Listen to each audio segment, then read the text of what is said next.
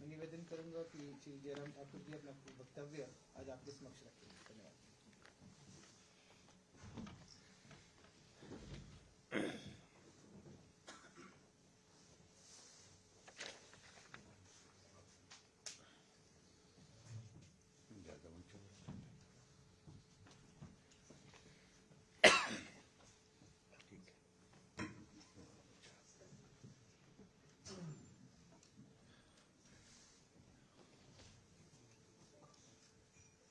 मित्रों, आज की इस पत्रकार वार्ता में आप सबका अभिनंदन है।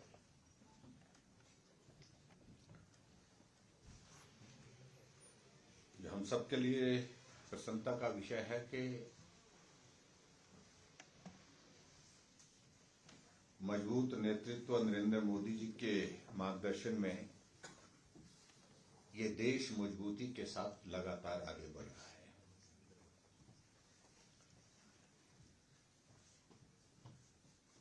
मैं देश के यशस्वी प्रधानमंत्री नरेंद्र मोदी जी को बधाई देता हूं कि उनके नेतृत्व में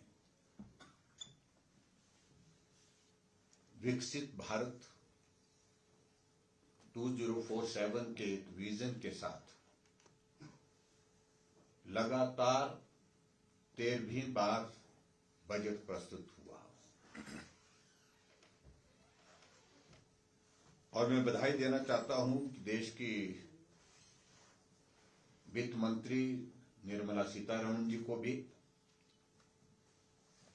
जिन्होंने लगातार 9वीं बार बजट प्रस्तुत किया और ये भी अपने आप में एक इतिहास का हिस्सा है।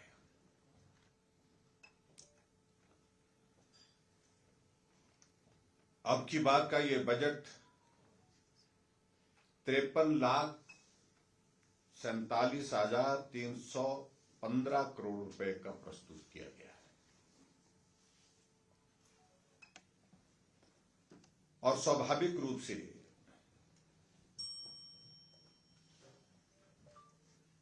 मैं इस बात को कह सकता हूं कि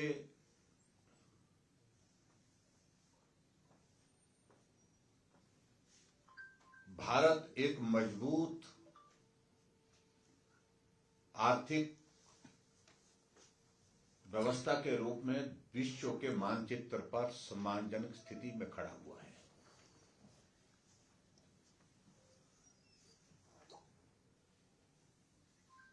और इस बजट में सबसे ज्यादा जो फोकस है वो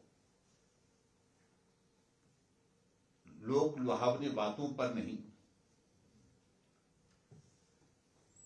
इस देश को मजबूत आधार इंफ्रास्ट्रक्चर के रूप में मिल सके उस पर ज्यादा फोकस है।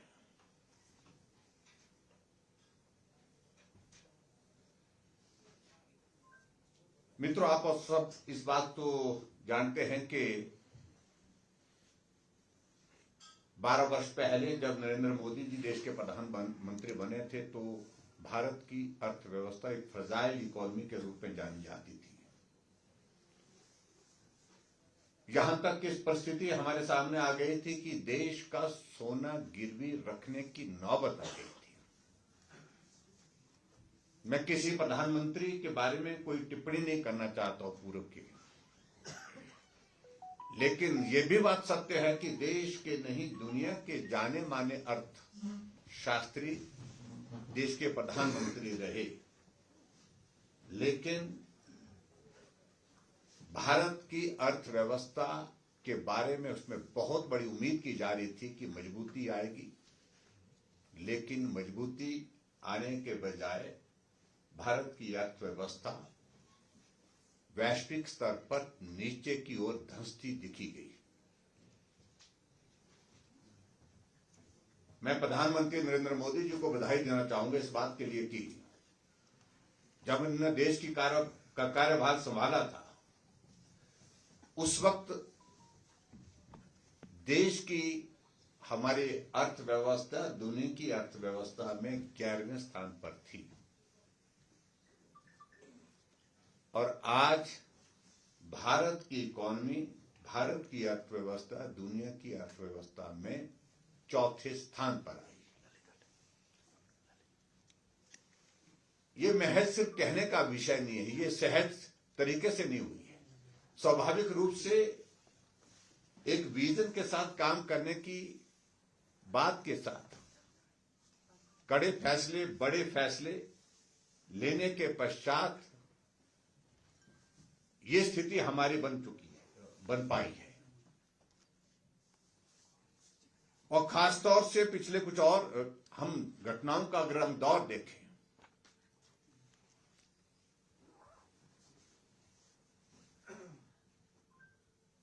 कि जहां विश्व के स्तर पर एक अलग तरह का टैरिफ का दौर पूरे विश्व ने देखा, और जिसने उस वक्त बहुत सारे प्रश्न खड़े किए थे हमारे देश के अंदर भी,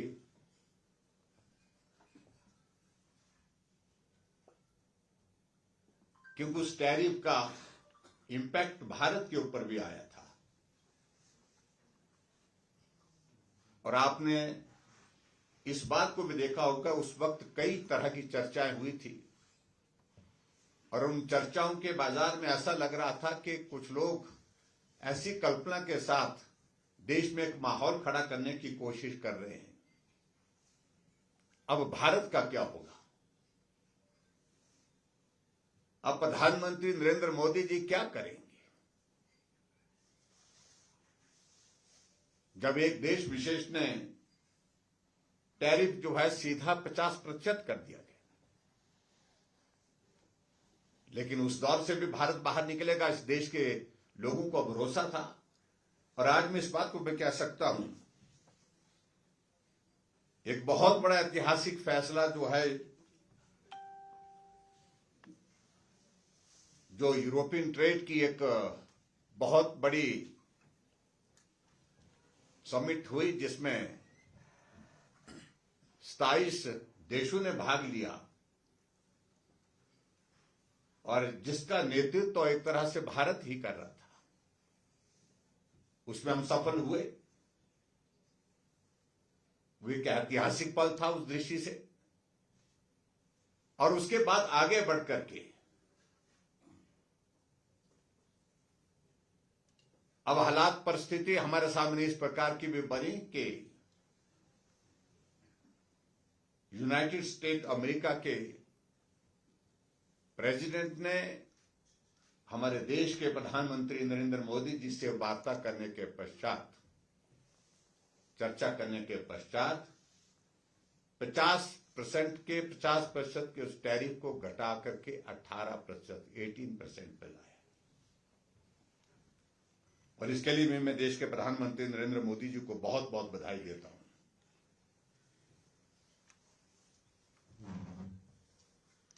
इसलिए इस बात को हम कह सकते हैं कि देश मजबूती के साथ आज पूरे दुनिया के मानचित्र पर जिस तरह से खड़ा है,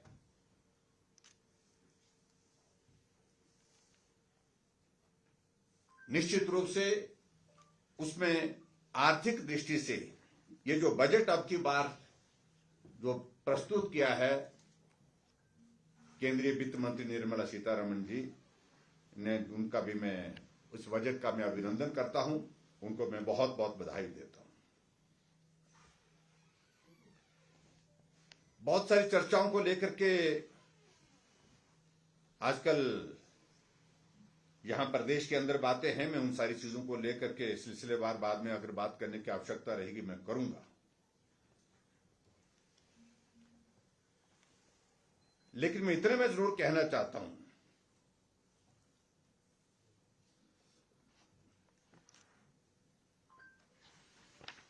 कि भारत की इकोनॉमी दुनिया की फास्टेस्ट ग्रोइंग इकोनॉमी में से अब एक है, और इस बात को हमको सहज रूप से अब हमको स्वीकार करना चाहिए। हम इस बात से सहमत हैं कि अभी तक बहुत कुछ करना बाकी है, लेकिन उसके बावजूद उस दिशा में जो कदम उठाने की जो जरूरत थी, उन चीजों को लेकर के हम आगे बढ़े। मित्रों, मैं अगर बात कहूं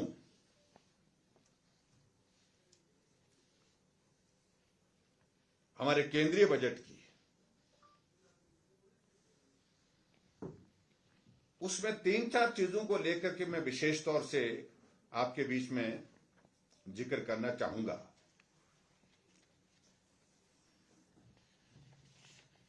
कि हर सेक्टर में बजट में बहुत बड़ी ग्रोथ आई है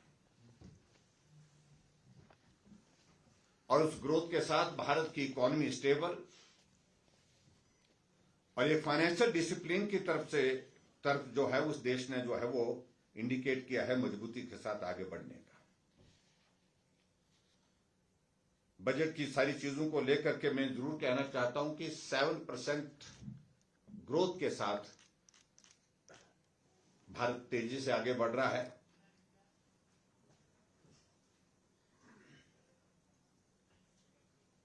और जो खासतौर से भारत को आत्मनिर्भर बनाने की दिशा में जो इस बजट में जो फोकस रहा है, उसमें मैं 5-7 सेक्टर के मैं जिक्र जरूर करना चाहूंगा।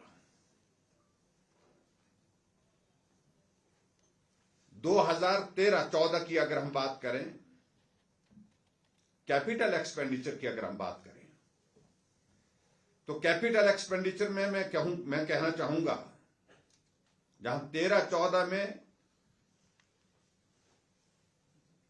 1,98,000 करोड़ रुपए का प्रोविजन उसमें था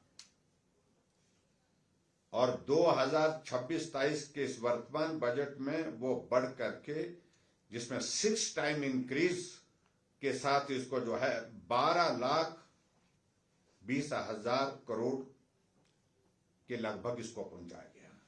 एक बहुत बड़ी इंक्रीज जिसको हम कह सकते हैं।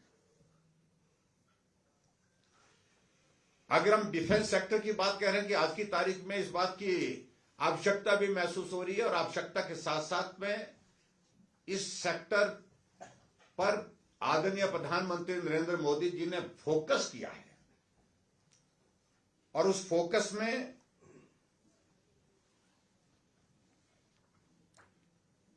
एक बात को लेकर के साफ संदेश दिया है कि भारत सिर्फ पॉपुलेशन के, जनसंख्या के आधार पर दुनिया का सबसे बड़ा देश नहीं जाना जाए, भारत को एक दुनिया की महाशक्ति के रूप में, एक बड़ी शक्ति के रूप में भी जाना जाए। इसलिए डिफेंस सेक्टर पे इस पर फोकस होकर के ज्यादा बजट प्रावधान करने का अब के इस बजट में प्रावधान किया है, जहां 2013-14 में 2 लाख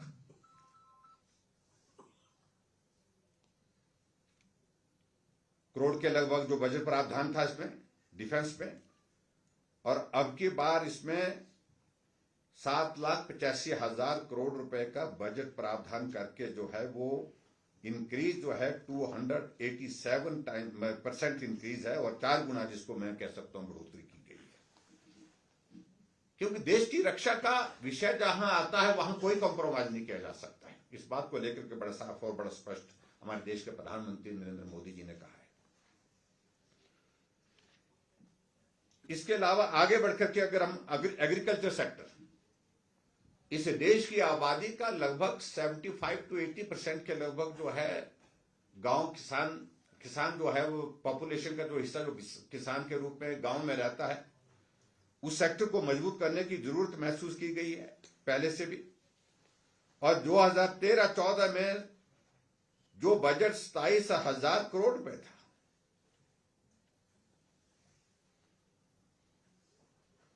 और वो बजट बढ़ा करके 2026-27 में 1,32,000 करोड़ रुपए बढ़ाया गया, यानी कि 388% की इंक्रीज, यानी कि 5 टाइम्स इंक्रीज जिसको हम कह सकते हैं इसमें की गई है एग्रीकल्चर सेक्टर की अगर हम बात करें।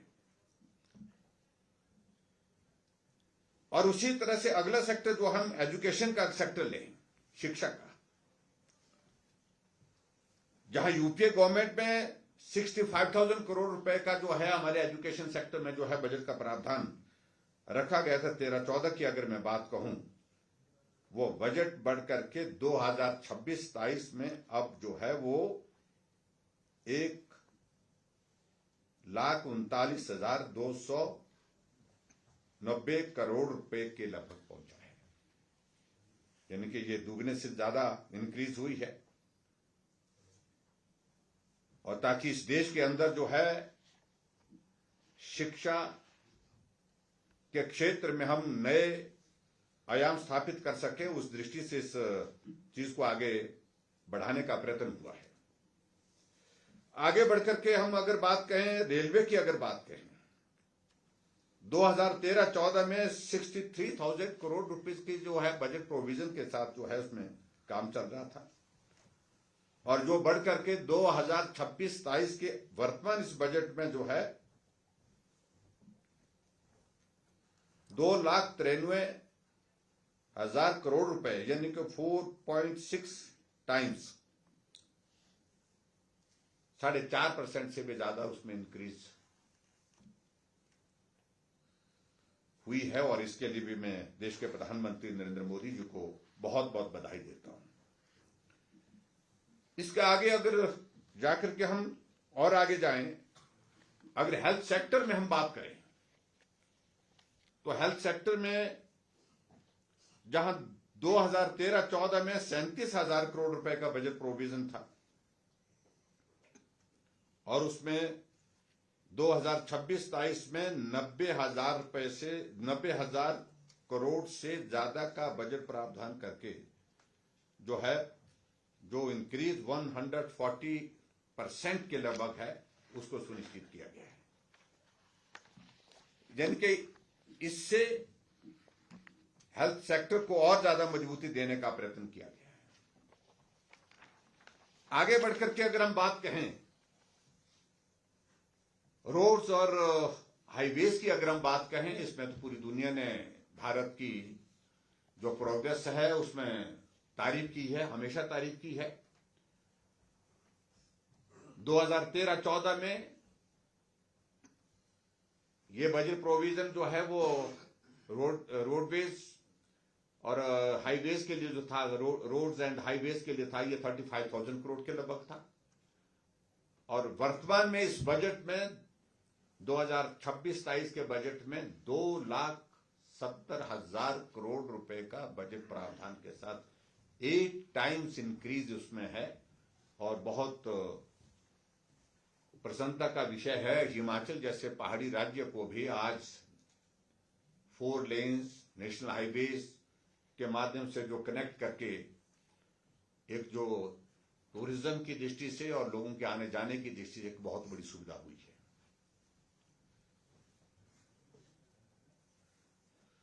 अगर हम इंफ्रास्ट्रक्चर ओवरऑल पुश की अगर हम बात कहें 2013-14 में जो इंफ्रा शेयर का जो कुल ये था वो लगभग 18% के लगभग था, और जो अब बढ़ करके ऑलमोस्ट 3 टाइम्स उसमें इंक्रीज के करीब पहुंचे हैं। 2026-27 में हम 45% के लगभग पहुंचे। उसके बाद हम अगर रिन्यूएबल एनर्जी की बात करें तो हमारी कैपेसिटी जो है वो 2014 से पहले, क्योंकि मैं खासतौर से 2014 का मैं जिक्र इसलिए कर रहा हूं कि बहुत सारे लोग बहुत सारी बातें उस वक्त से पहले के उस दौर में रहे हैं, वो पुरानी बातों को याद करने की कोशिश कर रहे हैं। उस वक्त दुनिया के महान अर्थशास्त्री इस देश के प्रधानमंत्री थे। उस वक्त देश कहां था और आज देश कहां है, इस बात को कंपेयर करना मुझे लगता है कि बहुत आवश्यक था। तो उस वक्त तो हमारी जो कैपेसिटी रिन्यूएबल इसकी एनर्जी की जो थी, इट वाज 76 गीगावाट। और अब जो वर्तमान में जो हम पहुंचे हैं, तो अब हम जो है उसमें 254 गीगावाट तक पहुंचे हैं। यानी कि ये लगभग 3.5% के लगभग इंक्रीज जिसको हम कह सकते हैं, निश्चित रूप से इसमें हुई है। एमएसएमई के सेक्टर में भी हम आगे बढ़े हैं। 2013-14 में जहां 5,000 करोड़ था, और उसमें 2026-27 के इस बजट में, वर्तमान के बजट में 10,000 करोड़ की जो ग्रोथ फंड जो है जिसमें प्रोविजन किया गया है, ये भी मुझे लगता है कि बहुत ऐतिहासिक हमारे लिए ये दौर है। अगर डिजिटल इंडिया की बात करें तो 2013-14 में तो हम बहुत इनिशियल स्टेज पे थे, शुरुआती दौर में थे, और अभी हम कह सकते हैं कि डिजिटल पब्लिक इंफ्रा बैकबोन के रूप में हमारा यूपीआई का अगर हम आगे जिक्र करें तो विश्व का सबसे बड़ा पेमेंट प्लेटफॉर्म जो है यूपीआई, यानी कि हम लगातार इस डिजिटल इंडिया के कॉन्सेप्ट को लेकर के जहां प्रधानमंत्री जी का फोकस लगातार रहा है, उस पर हम बहुत सफलतापूर्वक आगे बढ़े। हम एक्सपोर्ट के सेक्टर में आगे बढ़े हैं, और उसके साथ साथ में हम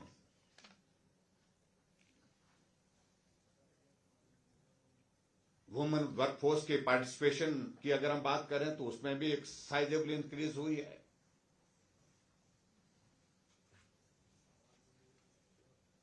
एविएशन के सेक्टर में अगर हम देखें तो जहां 2013-14 में 74 जो है वो 74 एयरपोर्ट थे पूरे देश भर में, आज वहां वो नंबर बढ़कर के 164 पहुंचा है। बहुत रैपिड, बहुत तेजी से फास्ट ग्रोथ जो है वो पर्टिकुलरली जो है वो एविएशन के सेक्टर में हुई है, जहां एयरपोर्ट का एक्सपेंशन हुआ है, जहां एयरपोर्ट नए बने हैं, ग्रीनफील्ड एयरपोर्ट बने।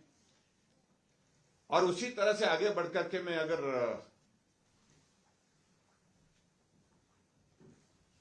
टोटल गवर्नमेंट एक्सपेंडिचर की अगर बात करूं 2013-14 में इट वाज 16.65 लाख करोड़, और अब जो है ये जाकर के पहुंचा 53.47 लाख करोड़, यानी कि बहुत बड़ी इंक्रीज जिसको हम कह सकते हैं।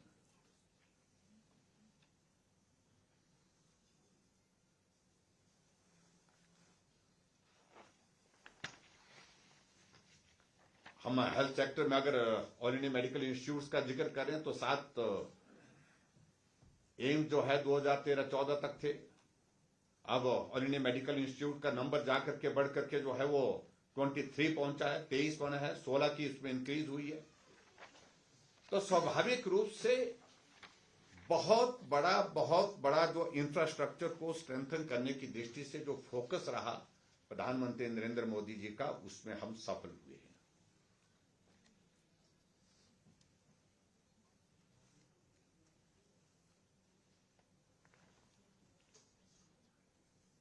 अभी अगर हम बात कहें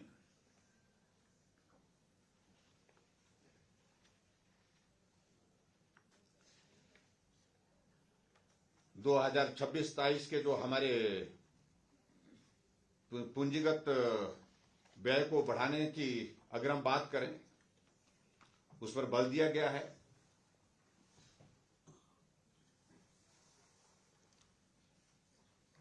जहां 2014-15 में मैंने कहा कि जो मात्र 2 लाख करोड़ था,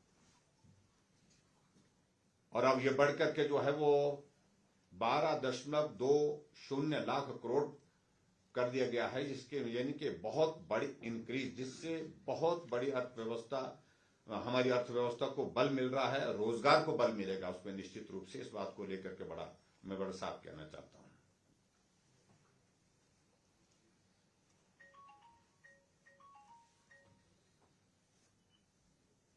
और खास तौर से मैं इस बात को जिक्र में जरूर करना चाहता हूं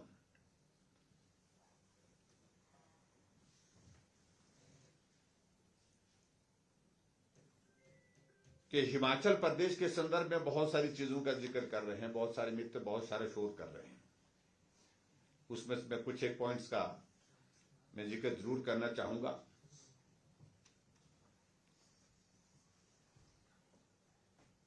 जहां तक हिमाचल प्रदेश के लिए जो केंद्रीय करों में जो हिस्सेदारी, जो टैक्स डेवल्यूशन का अनुपात जो 0.82 से बढ़ा करके 0.91 कर दिया गया है, और इसका परिणाम यह होगा कि निश्चित रूप से हिमाचल प्रदेश को जो है वो चालू वर्ष में लगभग 11,561 करोड़ रुपए प्राप्त होंगे।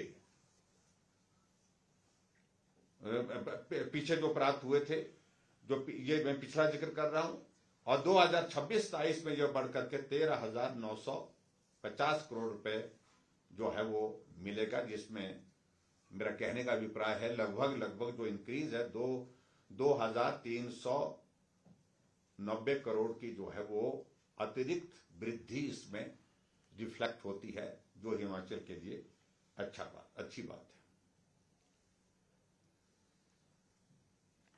और दूसरी बात मैं ये भी कहना चाहता हूं, जो ईएपी के जो हमारे प्रोजेक्ट्स हैं उसमें हिमाचल प्रदेश को लगभग 1,500 करोड़ रुपए जो है वो और मिलेंगे आने वाले इस फाइनेंशियल ईयर में 2026-27 में। ये भी हिमाचल प्रदेश के लिए मैं समझता हूं कि बहुत बड़ा उस दृष्टि से राहत होगी, बहुत बड़ी राहत होगी। और मुझे इस बात को लेकर के प्रसन्नता है कि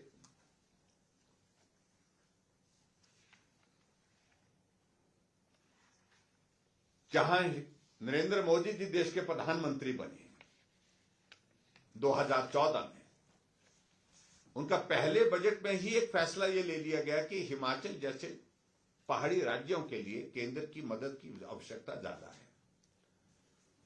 इसलिए सेंटर स्पॉन्सर्ड स्कीम्स के लिए जो बजट प्रोविजन पहले 60-40 के रेशो भी किए जाते थे बहुत सारी, और बहुत सारी स्कीम्स ऐसी भी थी जहां पर 50-50 भी था, लेकिन उन्होंने तय किया कि हिमाचल ऐसी परिस्थिति में नहीं है, वहां की आर्थिक स्थिति, भौगोलिक परिस्थिति को देखते हुए उन्होंने कहा कि 90% केंद्र देगा और 10% स्टेट बियर करेगा। और उस दृष्टि से एक ये फैसला मुझे लगता है कि बहुत बड़ा सराहनीय रहा। और जो हमारी सेंटर स्पॉन्सर्ड स्कीम्स हैं उनका नंबर बहुत बड़ा नंबर है, 191 स्कीम्स है, जिसके अंतर्गत 90-10 के शेयर में जो है हिमाचल प्रदेश को बहुत सारी केंद्र की योजनाओं का पैसा मिलेगा।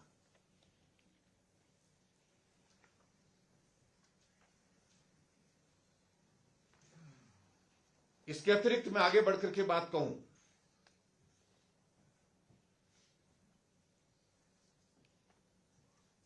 जो शोर डाला जा रहा था, बहुत ज्यादा शोर डाला जा रहा था विशेष तौर से, जिसका मैं जिक्र करना चाहूंगा मनरेगा को लेकर के। सिर्फ नाम ही परिवर्तन किया है, नाम परिवर्तन करने के सिवाय बड़ा परिवर्तन नहीं है। जबकि उसमें प्रोविजन ये किया कि 100 दिन के बजाय 125 दिन के जो है वो सुनिश्चित किया गया है, जो है वो रोजगार दिया जाएगा।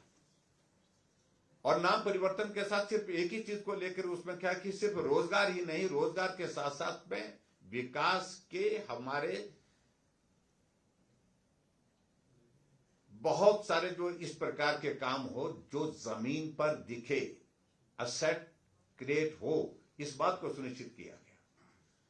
और इसलिए उसका नाम जो है विकसित भारत के नाम से वीबी जीराम जी रखा गया है। हालांकि बहुत शोर डाल रहे हैं कांग्रेस के लोग, वो बात को समझ नहीं रहे हैं। और उसमें मैं ये जरूर कहना चाहता हूं, वीबी जीराम जी में जो बजट प्रोविजन अब की बार जो किया गया है, वो बजट प्रोविजन मनरेगा का जो पिछला बजट था उससे बहुत ज्यादा किया गया है। 95,692 करोड़ रुपए का जो बजट प्रोविजन जो है वीबी जीराम जी के अंतर्गत किया गया है।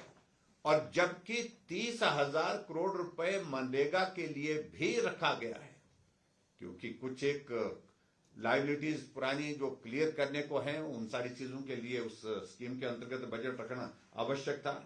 अगर हम दोनों को मिलाएं, इस 30,000 करोड़ रुपए को और 95,692 करोड़ रुपए को मिलाएं, तो कुल मिला करके ये बजट जो है मनरेगा का और वीबी जीराम जी का बजट कुल मिलाकर के 1,25,692 करोड़ रुपए का बनता है, जो मैं समझता हूं कि बहुत बड़ा इंक्रीज उसमें है। जल जीवन मिशन की अगर हम बात करें, जहां पिछली बार के बजट में 17,000 करोड़ रुपए का था, अब की बार ये प्रोविजन बढ़ाकर के 67,000 करोड़ रुपए का बजट प्रोविजन किया गया है। और ये भी मैं समझता हूं बहुत बड़ा ऐतिहासिक है। प्रधानमंत्री आवास योजना का अगर हम जिक्र करें, पिछली बार ये बजट प्रोविजन जो है 32,500 करोड़ रुपए का था और अब की बार इस बजट प्रोविजन को बढ़ा करके 54,917 करोड़ का इसका जो है बजट प्रोविजन किया, जो हिमाचल जैसे राज्य के लिए बहुत बड़ी मदद होगा। लोगों को अपना घर प्रधानमंत्री आवास योजना के अंतर्गत बनाने का एक सुनहरा अवसर प्राप्त होगा। और हिमाचल टूरिस्ट डेस्टिनेशन है, इसलिए हिमाचल प्रदेश को माउंटेन ट्रेल के इंफ्रास्ट्रक्चर को यहां पर विकसित करने की दृष्टि से उसमें भी कदम उठाया गया है, उसका भी मैं स्वागत करता हूं।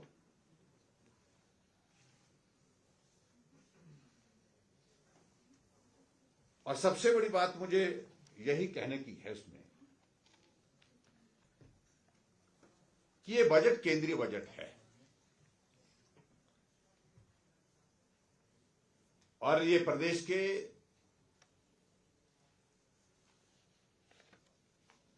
हितों को ध्यान में रख करके किया जाता है,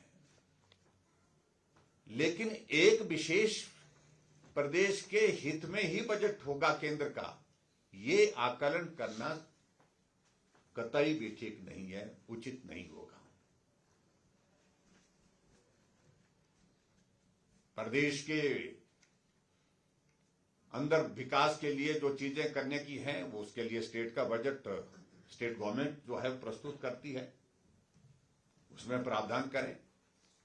लेकिन केंद्र के बजट में खासतौर से मैं जिक्र करना चाहूंगा कि केंद्र में एक फाइनेंशियल डिसिप्लिन को फोकस किया है, देश में इंफ्रास्ट्रक्चर को स्ट्रेंथन करने के लिए फोकस किया गया है, देश की सुरक्षा को सुनिश्चित करने के लिए बजट फोकस किया गया है। और सबसे बड़ी बात यह है कि लोक लुभावन बातों से हट करके रियलिस्टिक बजट प्रस्तुत किया गया है।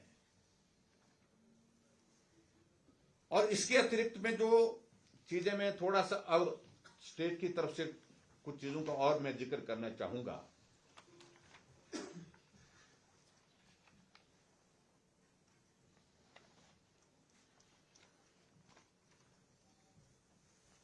दो 2004 से 2014 के बीच में जो टैक्स शेयर के रूप में 12,639 करोड़ रुपए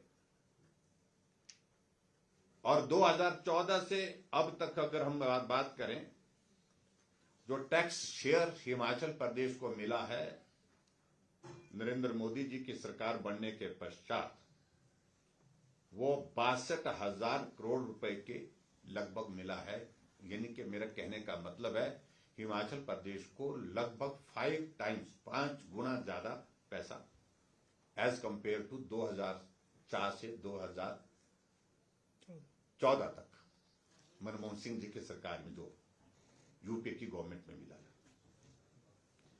और 2004 से 2014 से जो 14 तक जो है इसमें जो ग्रांटिंग एड 50,298 करोड़ रुपए की हिमाचल प्रदेश को मिली थी।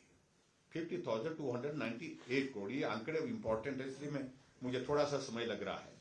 आप मेरे साथ सहयोग करेंगे ऐसा मैं उम्मीद करता हूं।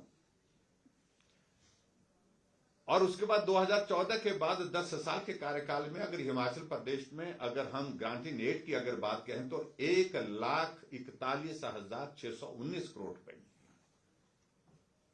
और ये 3 गुना ज्यादा है, 3 टाइम्स इंक्रीज इसमें है।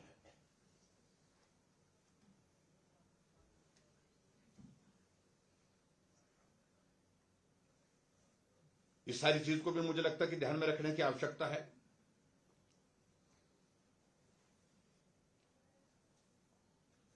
और 16वें वित्त आयोग के हिसाब से हिमाचल प्रदेश के लिए हर 5 साल में जो टैक्स डेवल्यूशन का मैं जिक्र करूं तो ये पैसा जो है 5 साल में 80,000 करोड़ के आसपास जो है टैक्स डेवल्यूशन के रूप में मिलेगा। मैं समझता हूँ कि बहुत एक साइजेबल इंक्रीज उस दृष्टि से है, क्योंकि इस बार जो है वो 8 से 10% जो है वो बढ़ा दी गई है इसको। इसका भी हिमाचल प्रदेश को बहुत बड़ा लाभ मिलेगा। और जो यूएलबीज के लिए 74% की इंक्रीज और पंचायती राज के लिए जो है 2.9% की। रोड इंफ्रास्ट्रक्चर और हाईवे के सेक्टर में अगर मैं बात करूं, 14% जो टोटल बजट हमारा सेंटर का जो है वो 14% है, हेल्थ में 10% है, संचार में 28% है, जल शक्ति में 128% की इंक्रीज है। मतलब इंक्रीज का मैं जिक्र कर रहा हूं ये विशेष तौर से। और हाउसिंग और अर्बन में 50% की इंक्रीज है। और जो कैपेक्स लोन में अगर मैं बात कहूं तो 28% की इंक्रीज है। ये भी मुझे लगता है कि बहुत आवश्यक होगा। अब एक पार्ट जो है इंपॉर्टेंट है, जिस पर बहुत शोर डाला जा रहा है, वो है रेवेन्यू डेफिसिट ग्रांट। ये मुझे लगता है कि आपकी ओर से भी प्रश्न तैयार रखा हुआ आप लोगों ने। 13वें वित्त आयोग में जो 2010-11 से 2015 तक रहा, उसमें दो चीजों का मैं जिक्र करना चाहूंगा। उसमें टैक्स डेवल्यूशन जो है वो 6,500 करोड़ रुपीज था। 13वें वित्त आयोग का मैं जिक्र कर रहा हूं 2010 से 2015 तक का 6,500 करोड़ रुपीज टैक्स डेवल्यूशन का जो हिमाचल को मिला। और रेवेन्यू डेफिसिट ग्रांट जो है उसमें 13वें वित्त आयोग के अंतर्गत जो है वो 2010 से 2015 तक 13,000 करोड़ रुपए मिला। यानी कि कुल मैं कह सकता हूं वो जो मिला था वो मिला था 19,500 करोड़ रुपए। फिर उसके बाद 14वें वित्त आयोग की अगर हम बात करें, मैं 3 का जिक्र कर रहा हूं, 13वां, 14 और 15 का। 14वें वित्त आयोग में 2015 से 2020 तक जब नरेंद्र मोदी जी की सरकार आ गई थी, उस वक्त जो टैक्स डेवल्यूशन का जो हिमाचल प्रदेश को जो मिला 13वें वित्त आयोग से, जहां 6,500 करोड़ मिला था टैक्स डेवल्यूशन का, वहां नरेंद्र मोदी जी की उस गवर्नमेंट में 2015-16 से लेकर के 2020 के लिए 28,255 करोड़ रुपए दिया। और रेवेन्यू डेफिसिट ग्रांट का जो पैसा जो है 40,625 करोड़ रुपए दिया। अगर दोनों को अगर हम टोटल करें तो ये अमाउंट जो है 69,000 करोड़ रुपीस का था। 14वें वित्त आयोग का मैं जिक्र कर रहा हूं, जिसमें दो चीजों का जिक्र किया, tax devolution and revenue deficit grant का।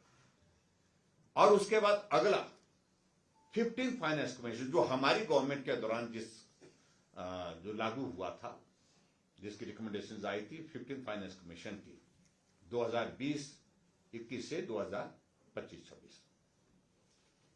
उस वक्त टैक्स डेवल्यूशन का पैसा जो है हालांकि थोड़ा कम हुआ था as compared to 14th finance commission, जहां 14th फाइनेंस कमीशन में 28,255 था, तो उस वक्त हमको मिला था 27,000 करोड़ रुपए। 15th फाइनेंस कमीशन का मैं जिक्र करें, टैक्स डेवल्यूशन का 27,000 करोड़ रुपीज, और रेवेन्यू डेफिसिट ग्रांट का पैसा हमको मिला था 37,000 करोड़ रुपीज। अगर इन दोनों को मिलाकर के अगर हम देखें तो 64,000 करोड़ रुपीज का हमको उसमें ये पैसा मिला था। ये भी एक फैक्ट जो है मुझे लगता है, क्योंकि 15th फाइनेंस कमीशन में टेपर डाउन किया था रेवेन्यू डेफिसिट ग्रांट को, और टेपर डाउन करने का जो फॉर्मूला पूरे देश भर में जो 17 राज्यों को रेवेन्यू डेफिसिट ग्रांट मिलती थी, सबके साथ लागू हुआ। और सबके साथ जब लागू हुआ, शुरू के दौर में ज्यादा मिला, बाद के दौर में कम मिला, और 15th फाइनेंस कमीशन ने लगभग अपना माइंड दे दिया था सभी देश के राज्यों को कि रेवेन्यू डेफिसिट ग्रांट आने वाले समय में हमेशा के लिए दिया जाएगा, ये जरूरी नहीं है। ये माइंड बड़ा क्लियर कर दिया था। लेकिन फिर भी उसके बावजूद हमारे यहां के मित्र जो है बहुत बड़ी उम्मीद में थे और उनके उम्मीद के मुताबिक नहीं हुआ तो स्वाभाविक रूप से उनका रिएक्शन इस बात को लेकर के आया। लेकिन ये हिमाचल के ही संदर्भ में ये फैसला नहीं लिया गया। अगर रेवेन्यू डेफिसिट ग्रांट का फैसला अगर फाइनेंस कमीशन ने लिया है तो पूरे देश के 17 राज्यों को जिनको रेवेन्यू डेफिसिट ग्रांट मिलती थी, आरडीजी मिलती थी, इस सब के बारे में फैसला लिया। और बड़ी दिलचस्प बात है, कर्नाटक में कांग्रेस की गवर्नमेंट है, उनको रेवेन्यू डेफिसिट ग्रांट नहीं मिलता था। उनने पुरजोर विरोध किया है, ये एनोमली है। उन्हें फाइनेंस कमीशन को लिख करके दिया। जब फाइनेंस कमीशन वहां कर्नाटक में कांग्रेस की गवर्नमेंट में विजिट करने के लिए गया, विजिट करने के बाद वहां पर प्रेजेंटेशन दी और प्रेजेंटेशन में उन्होंने कहा कि किसी भी सूरत में रेवेन्यू डेफिसिट ग्रांट जो है अब किसी राज्य को नहीं मिलनी चाहिए। उसके बारे में कांग्रेस के नेता जवाब दे,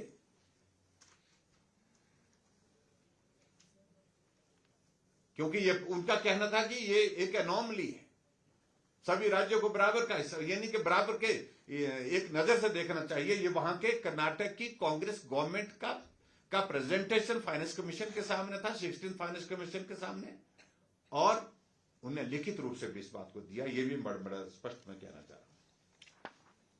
इसलिए हमारे कांग्रेस के मित्र उनसे भी पूछे इस बात को लेकर के कि भाई आखिरकार ये सारा हुआ है तो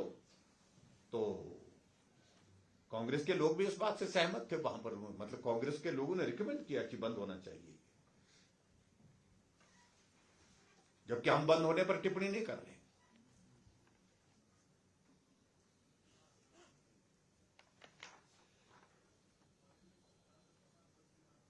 कुल मिलाकर के अगर मैं बात कहूं,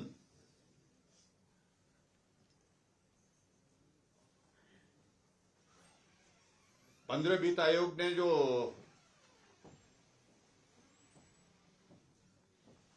2021 से 2026 की अवधि के लिए कुल 2,94,514 करोड़ रुपए का जो राजस्व घाटा रेवेन्यू डेफिसिट का जो जिक्र आया था, उसके संदर्भ में सुझाव भी दिए थे 15 फाइनेंस कमीशन की अगर मैं बात करूं।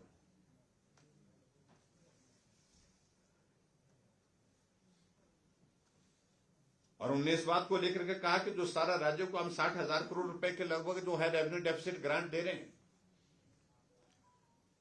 ये आने वाले समय में कठिन होगा। और लेकिन उसके बावजूद प्रदेश की सरकार ने इन सारी चीजों को लेकर के मुझे लगता है कि बहुत बड़ा संज्ञान नहीं लिया।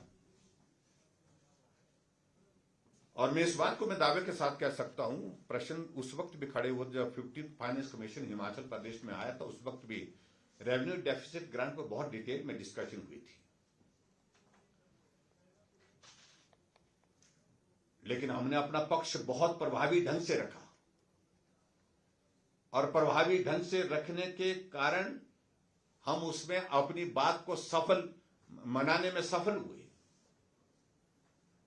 और पूरे देश भर में अगर मैं बात कहूं कि रेवेन्यू डेफिसिट ग्रांट अगर सबसे बेहतर अगर कहीं मिली है 15 फाइनेंस कमीशन के अंतर्गत 17 राज्यों जहां मिलती थी, सबसे बेहतरीन अगर रेवेन्यू डेफिसिट ग्रांट का रिकमेंडेशन अगर किसी राज्य के लिए हुई फाइनेंस कमीशन की ओर से, वो हिमाचल के संदर्भ में हुई, क्योंकि हमने अपना पक्ष प्रभावी ढंग से रखा था।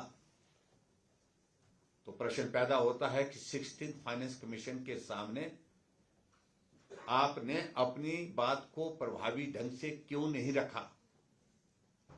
प्रदेश की वित्तीय स्थिति को लेकर के, सारे हालात को देख करके, इन सारी बातों को लेकर के भी एक प्रश्न खड़ा होता है।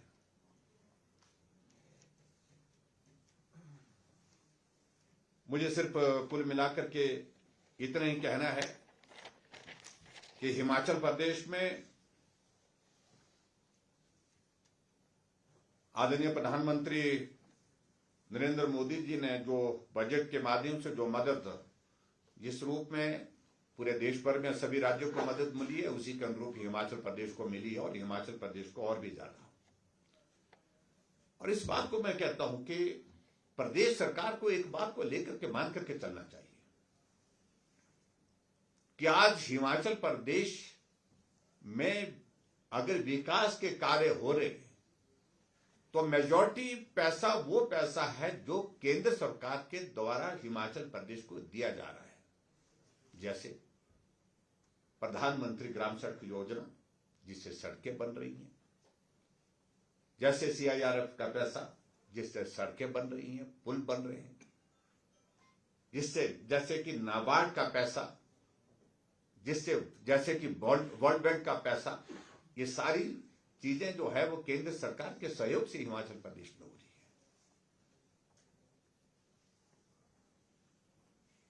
नेशनल हाईवे बन रहे हैं, रेलवे के लिए पैसा हिमाचल प्रदेश में, ऐसी सारी चीजों को लेकर के जब हिमाचल प्रदेश में ज्यादातर डेवलपमेंट के काम अगर हो रहे हैं तो केंद्र सरकार के सहयोग से हो रहे हैं। ऐसे में केंद्र सरकार के प्रति अपनी भाषा मुझे लगता है कि संयम के साथ रखनी चाहिए और ठीक प्रकार से उनको जो है अपना पक्ष रखना चाहिए केंद्र सरकार के समक्ष में, ताकि केंद्र और भी ज्यादा मदद करने के लिए हिमाचल प्रदेश के लिए बंद बनाए रखे। और खासतौर से एक चीज को लेकर के जो बात कही जा रही है रेवेन्यू डेफिसिट ग्रांट के संदर्भ में, मुझे सिर्फ इतना ही कहना है, जब पिछले फाइनेंस कमीशन 15 फाइनेंस कमीशन में लगभग बड़ा इंडिकेट स्पष्ट कर दिया था कि रेवेन्यू डेफिसिट ग्रांट जो है बहुत लंबे समय तक नहीं चल पाएगी, तो उनको अपनी प्रेपरेशन करनी चाहिए थी। और मैं हिमाचल प्रदेश के मुख्यमंत्री जी से इस बात के लिए मैं जरूर कहना चाहता हूं, जो आपने बहुत सारे फॉर्मूलास इस प्रदेश के लोगों के सामने रखे हैं कि 2027 में हिमाचल प्रदेश आत्मनिर्भर होगा। इस बात को आपने एक बार नहीं अनेकों बार कहा है, आप उस दिशा में आगे बढ़े। आपके उसमें क्या विजन्स हैं, क्या आपने सोच रखी, क्या तरीका आपने उसके लिए सोचा है, उसको स्पष्ट करें। हिमाचल पूरा उस सारी बात का इंतजार कर रहा है, बेसब्री से इंतजार कर रहा है। आपने कहा कि हिमाचल प्रदेश 2032 में देश का सबसे अमीर राज्य होगा, ये भी कहा है ना, सबसे आर्थिक दृष्टि से सबसे मजबूत राज्य होगा। उसका फॉर्मूला क्या है, उस विजन को आप लागू करें, उस विजन को आप प्रदेश की जनता के समक्ष रखें। और ये अनावश्यक रूप से खासतौर से दो चीजों का जिक्र आप करते करते अपने 3 साल निकाल दिए, एक तो रेवेन्यू डेफिसिट ग्रांट का और दूसरा जिक्र आपने हिमाचल प्रदेश में जो जीएसटी कंपनसेशन का, जीएसटी कंपनसेशन के बारे में, जीएसटी कंपनसेशन के बारे में डे 1 से क्लियर, जीएसटी तब लागू हुआ जब हिमाचल प्रदेश में कांग्रेस पार्टी की सरकार थी। जीएसटी काउंसिल की बैठक में एनोनिमस एक डिसीजन हुआ कि जीएसटी कंपनसेशन जो है वो 2017 जून में लागू जब हुआ तो उसमें फैसला लिया कि जो जीएसटी कंपनसेशन जो है it will continue for 5 years only. और 2022 जून में वो पूरा हो गया 5 साल का कार्यकाल। उसके बाद जीएसटी कंपनसेशन पूरे देश के सभी राज्यों के लिए बंद हुआ, क्योंकि जीएसटी काउंसिल का फैसला था और उस फैसले का क्या हिस्सेदारी में कांग्रेस की गवर्नमेंट उस वक्त थी हिमाचल प्रदेश में। उस पर प्रश्न खड़ा करने की आवश्यकता नहीं। जब आपको मालूम था कि जीएसटी कंपनसेशन हिमाचल प्रदेश में 5 साल के बाद बंद होगा, जब आपको मालूम था रेवेन्यू डेफिसिट ग्रांट के बारे में 15 फाइनेंस कमीशन ने अपना माइंड बड़ा क्लियर कर दिया था कि बहुत लंबे समय तक नहीं चलेगी, लेकिन उसके बावजूद भी आपने गारंटियां दी और उन गारंटियों की जिम्मेवारी आपकी है, ना कि केंद्र सरकार की है। और गारंटियों की वजह से आपने हिमाचल प्रदेश की अर्थव्यवस्था को तहस नहस कर दिया। अच्छा होता अगर जब मुख्यमंत्री का कार्यभार संभाले फाइनेंस डिपार्टमेंट का उनने प्रेजेंटेशन लिया और प्रदेश की आर्थिक स्थिति उनके सामने जब स्पष्ट हो गई, उनको पहला काम यही करना चाहिए था कि चुनाव जीतने के लिए हमने ये 10 गारंटियां दे दी, वह गारंटियां दे दी, तब तक हमको प्रदेश की आर्थिक स्थिति के बारे में बहुत ज्यादा जानकारी नहीं थी। अब हमको जानकारी हो गई। हम हाथ जोड़ करके माफी मांगते हैं कि ये 10 गारंटियां हम पूरी नहीं कर पाएंगे। ये अगर पहले ही कह देते तो मैं समझता हूं कि उनके लिए बहुत सुविधाजनक स्थिति होती। एक तरफ से हर रोज कहते हैं कि गारंटियां पूरी कर दी, गारंटियां पूरी नहीं हुई हैं। गारंटियां पूरी कर देंगे जो बची हुई है। अभी की स्थिति यह है कि सभी की सभी गारंटियां खड़ी है। और दूसरी तरफ हालात ये बन गए कि आने वाले समय में कर्मचारियों को सैलरी देना, पेंशन देना और प्रदेश विकास की बात तो भूल ही रहा है। अब ऐसे हालात बन गए। ये एक बहुत बड़ी चुनौती हमारे सामने है। इसलिए हिमाचल के संदर्भ में अब जो पॉलिटिकल एजेंडे के साथ जो काम करने की बातें की जा रही है, और सुना मैंने कि एक विशेष सत्र आयोजित करने की भी एक योजना है, वो सिर्फ राजनीतिक मकसद से है। उसमें ईमानदारी अगर होती तो पहले दिन से स्पष्ट हो जाती चीजें। मैं उन सारी चीजों में बहुत ज्यादा टिप्पणी नहीं करना चाहता हूं। आज हमारी स्थिति यह है कि हिमाचल प्रदेश में कल से विधायक प्राथमिकता की बैठकें शुरू हो रही है, लेकिन विधायक क्षेत्र विकास निधि बंद है। ट्रेजरी पर रोक लगा दी गई है। दूसरा बजट सत्र, अगला बजट सत्र शुरू होने वाला, अभी तक 2 इंस्टॉलमेंट आपने जारी की है, उसमें से भी बहुत सारा पैसा ट्रेजरी से रिलीज नहीं किया। आपने ऐच्छिक निधि जो विधायकों को देते हैं उस पर भी रोक लगा दी है, वो भी बंद कर दी है। विधायकों की जो स्कीमें हैं, जिन स्कीमों के अंतर्गत वो अपने विधानसभा क्षेत्र में विकास के लिए काम करने के लिए विधायक प्राथमिकता की बैठक में जाते हैं, उस पर भी हम फैसला लेंगे। आज शाम को विधायक दल की बैठक है, विचार करेंगे बैठक में जाना है कि नहीं जाना है, क्या करना है। क्योंकि हमारे कहने पर विधानसभा क्षेत्र में कोई विकास कार्य नहीं हो पा रहा है। अगर कहीं हो रहा है तो चुनिंदा कुछ कांग्रेस के विधायकों के क्षेत्र में। अब तो विधायकों की स्थिति, वहां पर मंत्री की स्थिति इस प्रकार की बढ़ गई, वो भी कहने लगे कि हमारे कहने पर भी कुछ नहीं हो रहा है।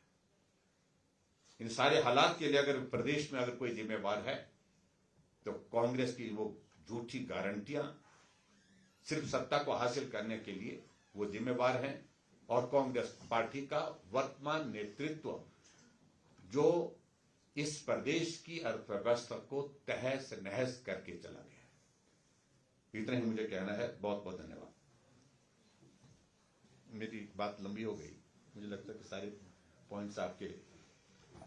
और सर, पंचायती राज चुनावों को लेकर सरकार ने सुप्रीम कोर्ट का दरवाजा खटखटाया है। आप सरकार के इस डिसीजन को किस तरह देखते हैं? हम इस बात को लेकर के पहले दिन से ही बड़ा स्पष्ट कर चुके हैं कि हार की डर के कारण चुनाव नहीं कराए जा रहे, और डिजास्टर एक्ट का हवाला देकर के चुनाव टालने का प्रयत्न किया जा रहा है। मामला आखिरकार हाईकोर्ट में गया। हाईकोर्ट ने डायरेक्शन दी, हाईकोर्ट ने फैसला दिया 28 फरवरी तक आप सारी कोर्ट फॉर्मेलिटीज पूरी करें चुनाव के लिए जो आवश्यक है, और 30 अप्रैल से पहले हिमाचल प्रदेश में चुनाव कराएं। और जिसको एक बार तो प्रदेश की सरकार ने स्वीकृत कर दिया, कह दिया कि हां हम 30 अप्रैल से पहले चुनाव कराने के लिए तैयार हैं, लेकिन साथ ही दूसरी तरफ से मुख्यमंत्री एक टिप्पणी करते हैं कि हाईकोर्ट का यह फैसला जो है आर्बिट्रेरी है, यानी कि मनमाना फैसला, जिसको आर्बिट्रेरी का शब्द अगर मैं हिंदी में कहूं तो मनमाने तरीके से फैसला दिया गया है। ये बहुत गंभीर टिप्पणी हाईकोर्ट के ऊपर मुख्यमंत्री जी ने की है, जो कंटेम्प्ट ऑफ कोर्ट की परिधि में आती है। और हम मान करके चल रहे थे कि चुनाव होंगे, लेकिन अभी फैसला कर दिया कि अब चुनाव नहीं होंगे, चुनाव को रोकने के लिए सुप्रीम कोर्ट में जाया जाए। अब सुप्रीम कोर्ट में, अब मैं सिर्फ इतने कहना चाह रहा हूं कि सुप्रीम कोर्ट में जाकर के अपना पक्ष वो रखने की कोशिश करेंगे। मैं उम्मीद करता हूं कि न्याय मिलेगा।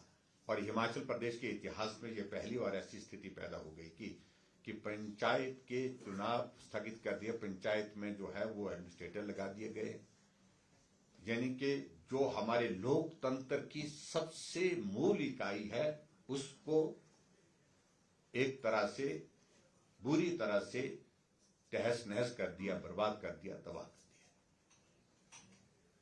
तो जो विशेष सत्र बुलाने की तैयारी हो रही है, अगर वो हो जाता है तो आप लोग जाएंगे उसमें, क्योंकि वो आरडीडी ग्रांट वगैरह उसके लिए होगा? नहीं, देखिए उसमें हम सारी चीज को लेकर के विचार करेंगे। हमारी भी आज विधायक दल की बैठक है आज शाम को, उस पर हम विचार करेंगे, चर्चा करेंगे, उसके बाद फैसला लेंगे।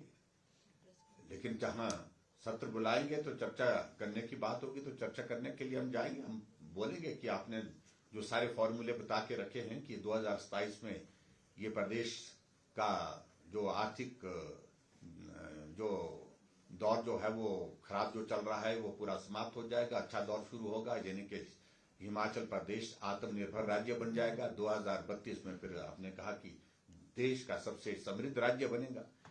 उन सारी चीजों पर अमल करें।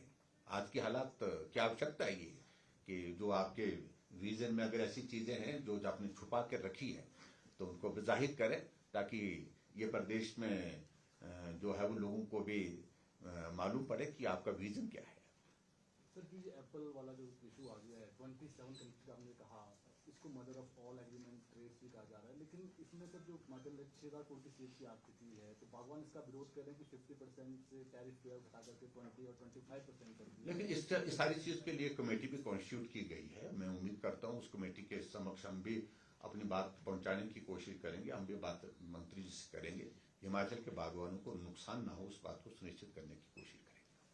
विधानसभा का विशेष सत्र आना है, बजट सत्र भी आना है, राज्यसभा का चुनाव भी आना है। पिछले कल मुख्यमंत्री ऊना थे, देखने को ये मिला उप मुख्यमंत्री और पीडब्ल्यूडी मंत्री साथ थे, मुख्यमंत्री से कल मुलाकात हो नहीं पाई। आज मुख्यमंत्री ऊना में जिस कार्यक्रम में गए, एक ही विधायक साथ था, वहां भी मुख्यमंत्री अकेले ही थे। जिस तरह से एक मंत्री ने अधिकारी के खिलाफ प्रिविलेज मोशन दिया है, सत्र से पहले इन स्थितियों को आप नेता विपक्ष के तौर पर किस तरह से देखते हैं? देखिए, सब तरह जो है व्यवस्थाओं का दौर आप देख रहे हैं किस तरह से अस्त व्यस्त हो गया है। मैं इन सारी चीजों पर अब कहना उचित नहीं समझता हूं। मुझे लगता है कि मंत्री मुख्यमंत्री से नाराज, विधायक मुख्यमंत्री से नाराज और प्रदेश की जनता मुख्यमंत्री से नाराज, उप मुख्यमंत्री मुख्यमंत्री से नाराज। अब खुश कौन है तो मुझे मालूम नहीं। ये एक बड़ा शोध का विषय है। एडिंग टू दिस ओनली, अभी हाल ही के दिनों में ब्यूरोक्रेसी पर बहुत चर्चाएं हो रही थी। डीसी मंडी के खिलाफ प्रिविलेज मोशन लाया गया है और सरकार के मंत्रियों ने भी अफसरों पर सवाल उठाए। सवाल तो अफसरों पर आप भी उठाते थे, तो ऐसे में आपको लगता है जो अफसरों के खिलाफ बयानबाजी और कार्रवाई की जा रही है वो सही है? मैं समझता हूं कि अगर कोई अधिकारी गलत करता है तो कार्रवाई करने के पर्याप्त आपके अधिकार हैं। ये जनसभाओं में बोलना और सारी चीजों को लेकर के ये मुझे लगता है कि भाई ये आवश्यक नहीं है। ये अंदर की जो उनकी फ्रस्ट्रेशन है, अंदर का जो आपस में जो कोऑर्डिनेशन इनका तार हुआ पड़ा है, उसका एक जो है एक स्वरूप आप देखने को हम सबको देखने को मिल रहा है कि बहुत कुछ जो कांग्रेस की गवर्नमेंट में ठीक नहीं चल रहा। बहुत कुछ क्या, कुछ भी ठीक नहीं चल रहा है। और खासतौर से जो मंत्रियों की जो टिप्पणियां अधिकारियों के बारे में, उनके बारे में संज्ञान मुख्यमंत्री को लेना चाहिए था। उन सारी चीजों को लेकर के मुख्यमंत्री को बात करनी चाहिए था। आखिर कोई इस तरह की घटना हुई होगी, मुझे मालूम नहीं, मैंने जानकारी हासिल भी की नहीं किसी से कि मंडी में उस दिन क्या घटना हुई। कहीं डिप्टी कमिश्नर वहां पर प्रेजेंट नहीं हो पाए होंगे, बाद में आए होंगे। ये जानकारी थोड़ा सा डिटेल में लेंगे, उसके बाद ही कुछ टिप्पणी उस पर करेंगे। लेकिन कुल मिलाकर के इस प्रकार से हमको तो गाली रोजाना देते हैं, लेकिन अब भड़ास अफसरों पर भी निकाल रहे हैं। मैं समझता हूँ ये एक स्वस्थ परंपरा नहीं है। क्या आपको लगता है प्रदेश में राजनीतिक स्थिरता बनी रहेगी? नहीं, ये तो पहले दिन से ही नहीं थी। सरकार चल कहाँ रही है, गिर पड़ करके चल रही है। सर कहीं बात करें तो राज्यसभा चुनाव भी है और आप कह रहे हैं कि राजनीतिक स्थिरता है, तो भाजपा किस प्रकार से? अब सारे दुखों का जिक्र मत करो। आप उनको पीड़ा दिए जा रहे हैं लगातार हर बात का जिक्र करके।